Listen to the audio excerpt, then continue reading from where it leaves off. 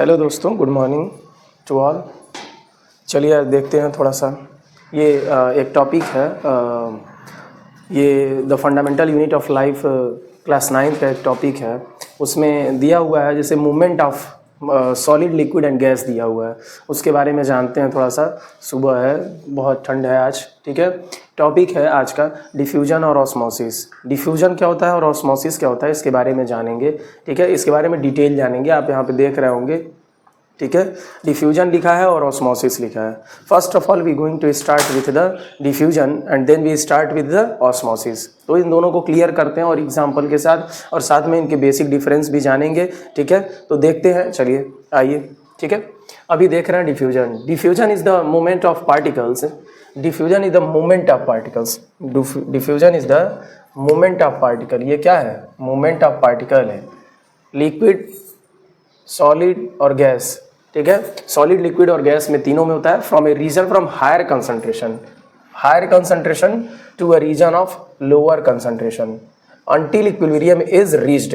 ये कहने का मतलब ये है कि डिफ्यूजन वो चीज़ होता है जैसे कोई भी पार्टिकल हो, या वो सॉलिड हो, लिक्विड हो या गैस हो, ठीक है। उसका एक हाई कंसंट्रेटेड मॉलिक्यूल्स वो क्या होता है कि मूव करता है किधर के साइड में? हाई कंसंट्रेटेड मॉलिक्यूल्स मूव करता है toward the low concentrated molecules, ठीक है। जैसे यहाँ पे लिखा हुआ है high concentration molecules region toward the lower concentration molecules. आप देख रहे होंगे यहाँ पे क्या है कि यहाँ पे बहुत ज़्यादा हाई कंसंट्रेटेड मॉलिक्यूल्स हैं, ठीक है। ये एक कंटेनर है, ठीक है। ये एक कंटेनर है। इसमें क्या है कि यहाँ पे कुछ जगह ऐसा है जहाँ पे हाई कंसंट्रेटेड मॉलिक्यूल्स हैं। अब ये क्या हो रहा है कि ये मूव कर रहे हैं, ये रैंडम मूव कर सकते हैं, ये मूव कर रहे हैं toward the lower concentration molecules, ठीक है। इसमें और क्या है? अंटिल इक्विलिब्रियम इज रीच्ड, ठीक है। जब तक कि इक्विलिब्रियम ना मेंटेन कर लें तब तक ये आपस में क्या होते हैं? ये रैंडम मोशन मूव करते रहते हैं। इसके की फीचर क्या है?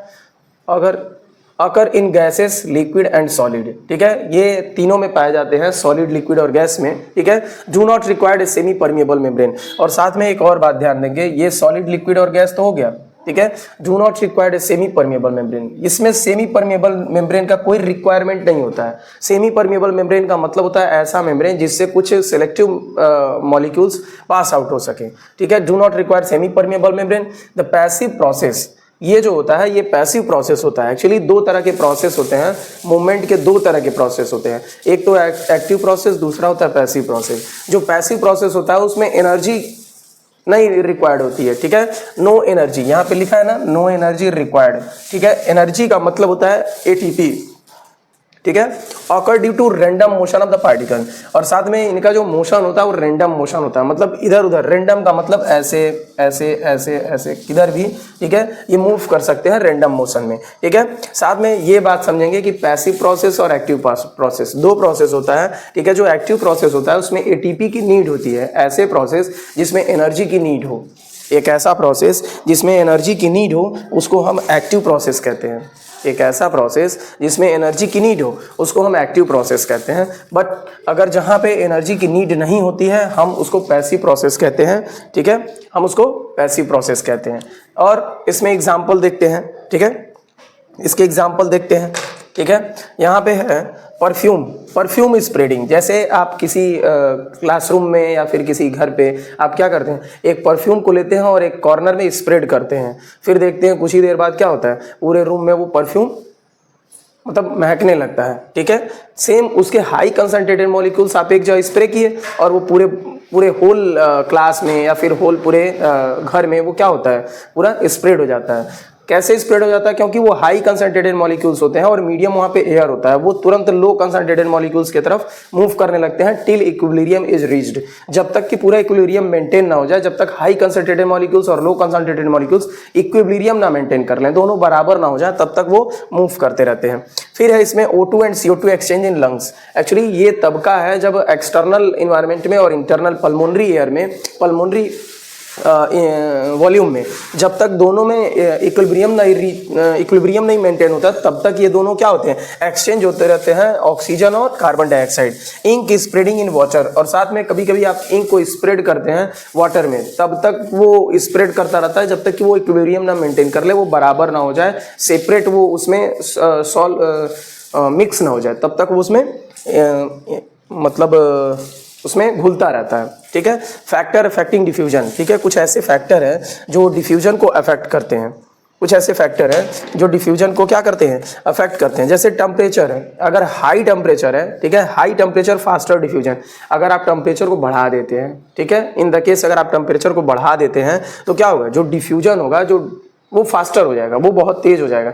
जैसे ही आप देखते हैं कि बहुत ज़्यादा हीट पैदा करेंगे या फिर हीट बहुत ज़्यादा बढ़ाएंगे तो क्या होगा, जो टेम्परेचर होगा वो बहुत तेज़ी से वो भी बढ़ेगा और साथ में जो मॉलिक्यूल्स होंगे वो फास्टर मूव करना शुरू कर देंगे, ठीक है। नेक्स्ट है इसमें कंसंट्रेशन ग्रेडियंट। जब भी बहुत ज़्यादा कंसंट्रेशन होता है, जहाँ पे एक तरफ बहुत हाई कंसंट्रेटेड मॉलिक्यूल्स हो और दूसरी तरफ लो कंसंट्रेटेड मॉलिक्यूल्स हो, अगर इन दोनों में बहुत ज़्यादा ग्रेटर डिफरेंस है तो डिफ्यूजन ज़्यादा होगा, अगर कम डिफरेंस है तो डिफ्यूजन कम होगा।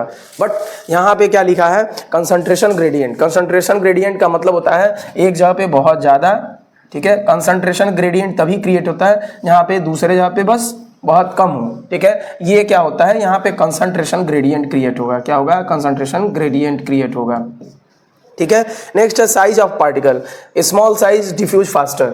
अगर आप दो तीन तरह के मॉलिक्यूल्स लिए हैं, उसमें एक स्मॉल साइज का है तो उसका डिफ्यूजन जो होगा as compare to big molecules, faster movement, ठीक है, उसमें फास्टर होगा, ठीक है। साथ में और क्या है कि मीडियम जो होता है वो gas as compare to liquid, gas में सबसे ज़्यादा डिफ्यूजन होता है, ठीक है। गैस में मॉलिक्यूल्स होते हैं वो बहुत तेज़ी से फास्टली रैंडम बहुत तेज़ी मोशन से क्या करते हैं, मूव करते हैं और उसमें डिफ्यूजन भी बहुत फास्ट होता है, ठीक है।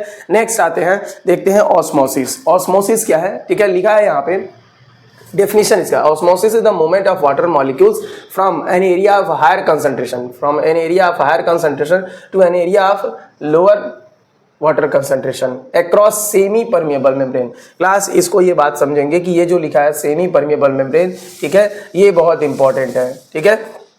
इसके की फीचर क्या है, जैसे वो मूवमेंट हो रहा था वैसे ये भी मूवमेंट है, बट इसमें एक चीज और आ गया है जो सेमी परमिएबल मेम्ब्रेन है। सेमी परमिएबल मेम्ब्रेन का मतलब होता है कि कोई भी ऐसा मेम्ब्रेन जिसमें सेलेक्टिव ट्रांसपोर्ट हो या फिर ऐसे छोटे मॉलिक्यूल्स तेजी से ट्रांसपोर्ट हो, एक्सचेंज हो, और जो बड़े मॉलिक्यूल्स हों वो उतना तेजी से ना हो पाए। इसके की फीचर क्या है, ऑकर्स ओनली इन लिक्विड, ये ज़्यादातर किस में होते हैं, लिक्विड्स में होते हैं। ऑस्मोसिस जो होता है वो मोस्टली प्लांट में होता है, ठीक है। Required a semi permeable membrane, ये इसमें बहुत इंपॉर्टेंट है कि डिफ्यूजन और ऑस्मोसिस में दोनों में डिफरेंस क्या है कि डिफ्यूजन तो हायर कंसंट्रेशन से लोअर कंसंट्रेशन जाता है, बट ऑस्मोसिस में भी वही होता है।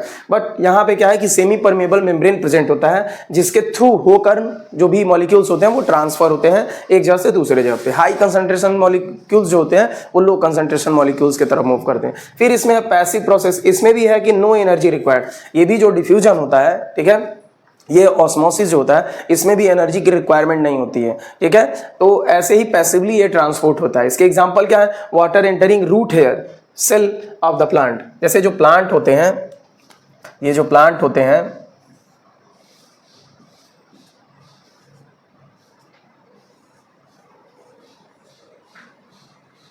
इनके रूट हेयर होते हैं, water entering root hair cell of the plant. यहाँ पे जैसे आपने पानी दिया, ठीक है, आप किसी कंटेनर से यहाँ पे पानी दिए, ठीक है। अब ये जो रूट हेयर है, ये जो है ये क्या है, रूट हेयर है, इसको हम रूट हेयर कहते हैं। प्लांट का जो रूट होता है उसमें हेयर्स निकले होते हैं, ठीक है, उसको हम रूट हेयर्स कहते हैं। उसमें जैसे ही आप वाटर डालेंगे तो वहाँ पे कंसंट्रेशन ज़्यादा होगा और रूट हेयर के अंदर कंसंट्रेशन कम होगा, तो हायर कंसंट्रेशन से तुरंत वो जो मॉलिक्यूल्स होंगे, वाटर मॉलिक्यूल्स होंगे, वो तुरंत मूव करेंगे रूट हेयर के अंदर, ठीक है। नेक्स्ट है absorption of water by intestine in human. साथ में ऐसे ही सेम जो होता है हायर कंसंट्रेशन से लो कंसंट्रेशन की तरफ मूव करता है जब एब्जॉर्प्शन ऑफ वाटर होता है फ्रॉम इंटेस्टाइन। इंटेस्टाइन जो हमारे ह्यूमन बींग्स में इंटेस्टाइन होता है उसके अंदर ऐसा होता है, ठीक है, हमारे पास इंटेस्टाइन जो है इसके अंदर ऐसा होता है। साथ में ये जो है एग्जांपल है, इसको थोड़ा सा समझेंगे, फिगर से समझेंगे, ठीक है। देखिए डिफ्यूजन क्या है, एक्चुअली यहाँ पे दिखाया गया है कि हायर कंसंट्रेटेड मॉलिक्यूल्स है,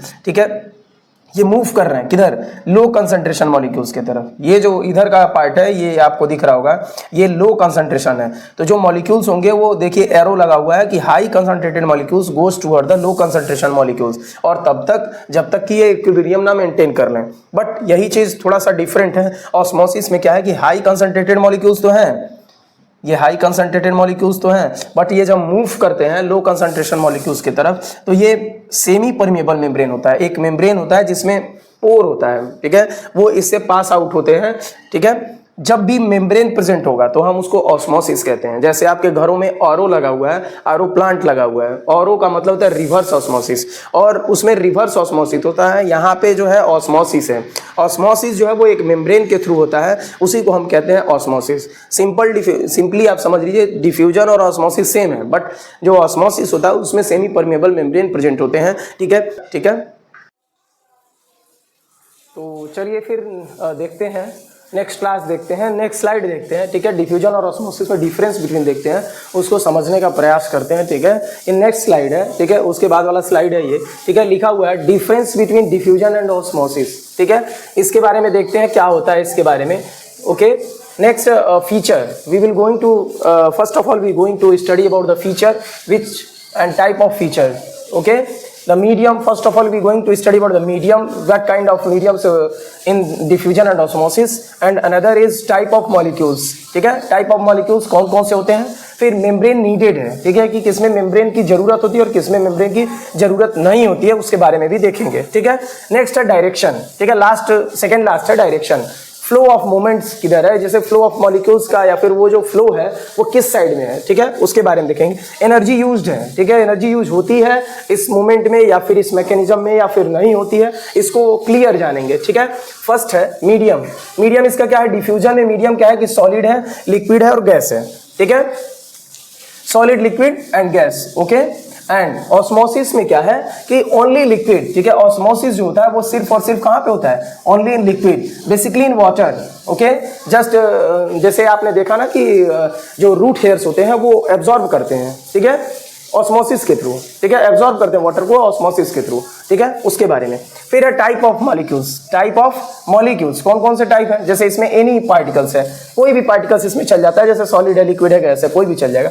ओनली इन वाटर मॉलिक्यूल्स, इसमें क्या है कि सिर्फ और सिर्फ वाटर मॉलिक्यूल्स ही चलते हैं, ठीक है।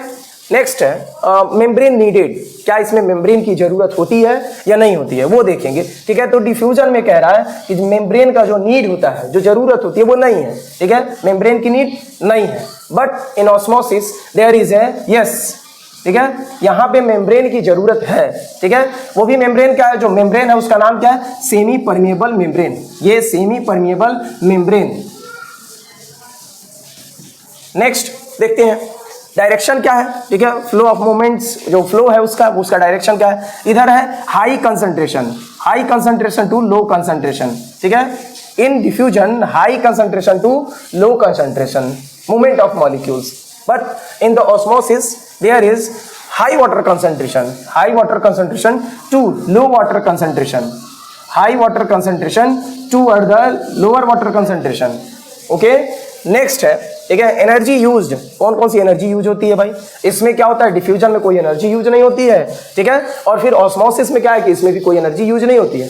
बट ये तो हम अभी तक डिफरेंस देख रहे थे, लेकिन हम इसमें देखते हैं, ठीक है, इसमें ये देखते हैं कि जो सिमिलरिटी होती है, मतलब समानता जो होती है इनमें, वो क्या होता है। ये जो सिमिलरिटी है, ठीक है, उसके बारे में थोड़ा सा देख लेते हैं। Both osmosis and diffusions are passive transport, ठीक है।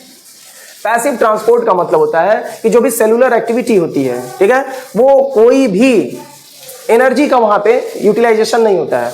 No any kind of energy utilized during this process is known as passive transport process, okay. ये स्लाइड ये कंप्लीट हुआ, ठीक है। ये डिफ्यूजन और ऑस्मोसिस का क्लास 9th to 12th तक पूरा हमने ये क्लियर किया है इस पूरे स्लाइड में, ठीक है। अगर आप इस चैनल पे अभी तक नए हैं तो जाके इस चैनल को सब्सक्राइब करिए, लाइक करिए, और वहां पे थंबनेल है वो भी दबा दीजिए, और साथ में कमेंट करिए। अगर आप इस चैनल के माध्यम से कोई भी क्वेश्चन अगर पूछना चाहते हैं डिफ्यूजन और ऑस्मोसिस के रिलेटेड, तो आप बेझिझक पूछ सकते हैं, ठीक है, ओके।